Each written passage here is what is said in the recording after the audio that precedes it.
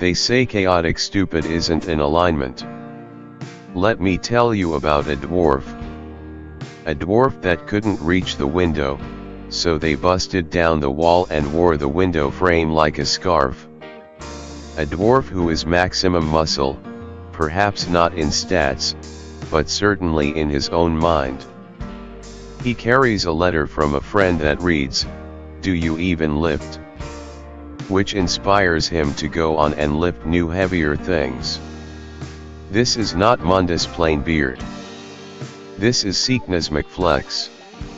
Siknas McFlex, after leaving from the apprenticeship of an arcane fitness instructor, began making the necessary steps to become a muscle wizard. In his travels, he made a number of discoveries. The most important one was that most people just couldn't lift. Shocking, right? His goal was to find out what his limit was.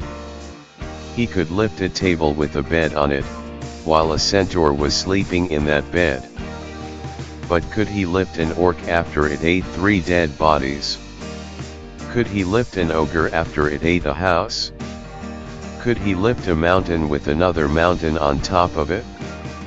These were the tests he would endure. Suffice to say, this was a rather unusual dwarf.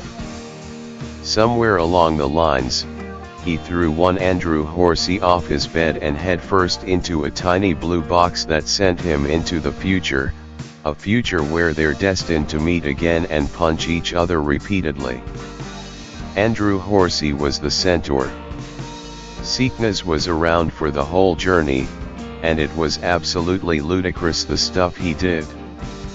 He hated this one tavern so bad it was ridiculous. Well, the barkeep was an asshole, so I suppose it was warranted, but he did everything he could to ruin this tavern. At one point, he tried to tip over a stool someone important was sitting on. On failing, he decided to throw the occupant through a wall. Someone with a noble background hands the barkeeper a written note. It states they will fully reimburse him the cost of the damages, but from that point on, guards were in the tavern at all times. Siknas once took an anchor. He didn't buy it, he simply took it right off a boat and swung it around as a weapon. Desperately Siknas wanted to throw it, each time he failed. Still, it was funny to watch. At one point he got so frustrated with bandits he knocked a tree down onto their campfire, igniting both the tree and most of the bandits. His first reaction to a dungeon door was to charge through and keep running. He burst into an old room with rotten beds, a few giant rats, and corpse mold. He ran right through the mold, then proceeded to grab the only thing of any value in his path, a ring on a corpse's finger.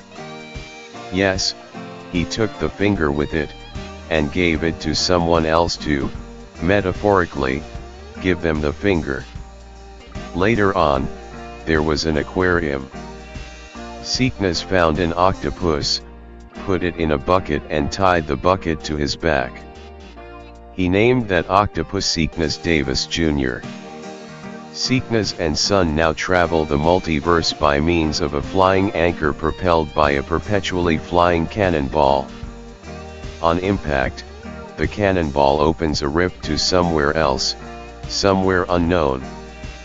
Sometimes, someone hears a yelling dwarf for a moment, a loud bang, and then nothing.